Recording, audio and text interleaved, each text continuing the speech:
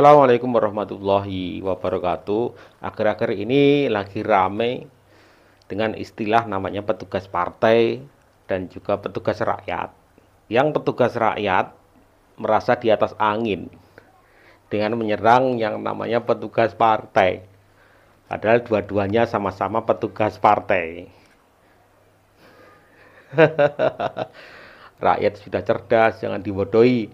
Kalau masih ikut partai, namanya itu petugas partai. Jangan bilang petugas rakyat. Jangan bodohin kami dengan hal-hal yang remeh seperti ini.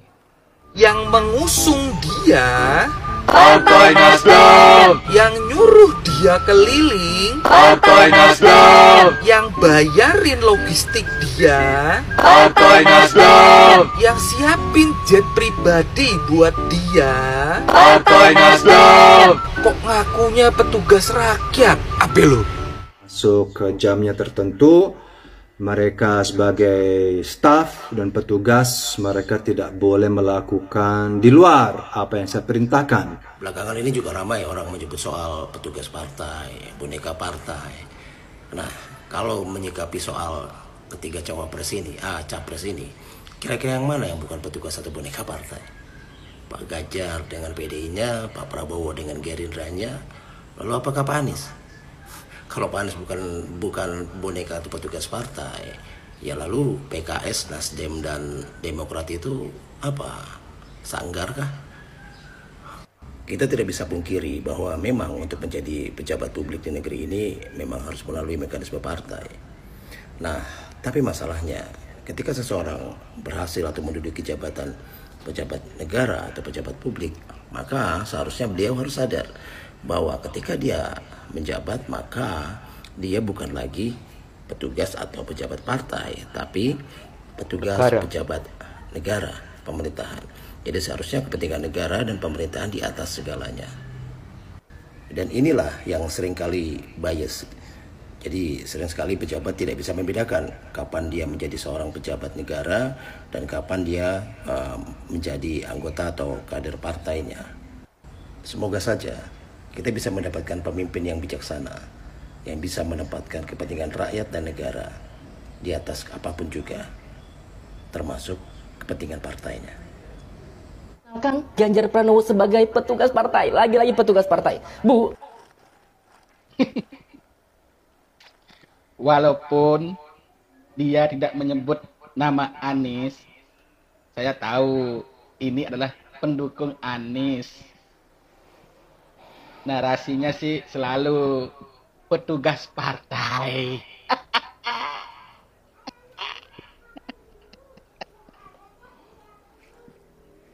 Ada apa dengan petugas partai? Hah?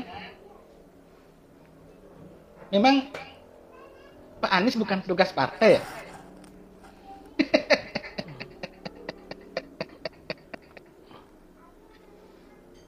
Aduh.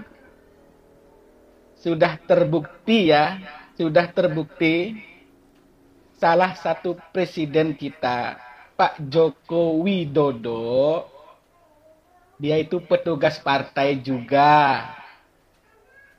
Tapi tingkat kesenangan dan kepercayaan rakyat untuk beliau 70% lebih loh.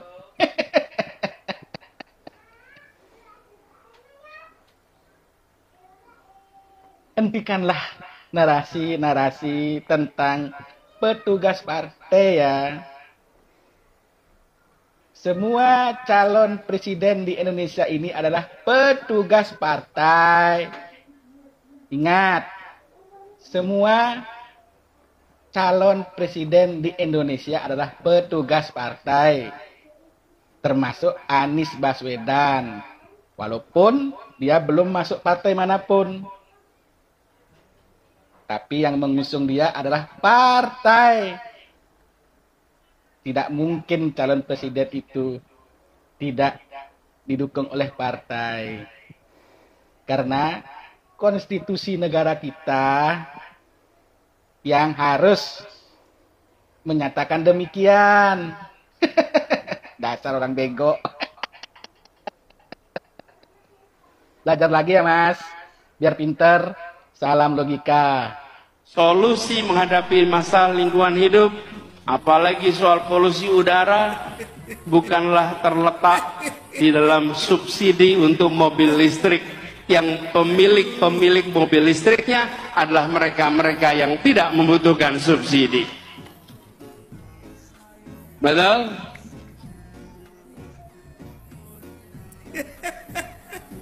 Kalau kita hitung, apalagi ini contoh, ketika sampai pada mobil listrik, emisi karbon mobil listrik per kapita per kilometer sesungguhnya lebih tinggi daripada emisi karbon bis berbahan bakar minyak. Emisi per kilometer per kapita untuk mobil listrik dibandingkan dengan bis berbasis BBM. Kenapa itu bisa terjadi? Karena bis memuat orang banyak, sementara mobil memuat orang Yes, udah dengar gak tadi yang disampaikan oleh beliaunya? Bicara masalah emisi gas. Nah, ingat gak?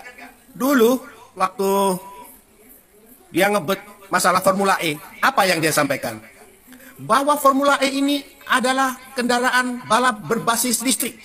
Ke depan kita akan menggunakan kendaraan berbasis tenaga listrik sehingga kita menuju negara yang maju dan dinamis. Sudah. Saya nggak mau lagi memperpanjang ya. Karena saya yakin kalian semua itu sebetulnya paham dan tahu. Saya itu yakin, semua se-Indonesia itu paham dan tahu. Neng banyak yang diam dalam hati. Hanya menilai saja. Tapi ya memang kenyataannya begitu. Jadi banyak yang sudah ngempet tuh banyak.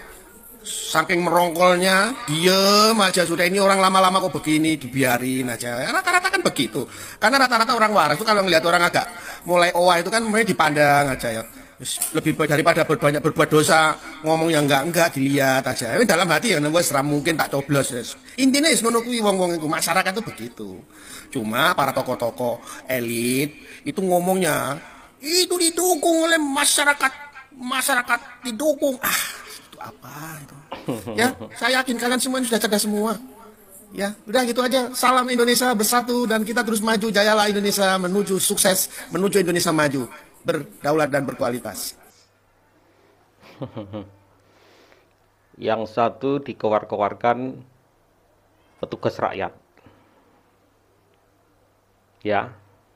Kemudian yang katanya petugas rakyat ini berusaha menyerang petugas partai. Masyarakat itu sudah cerdas. Jangan pernah dibodohi dengan framing atau dengan kata-kata itu.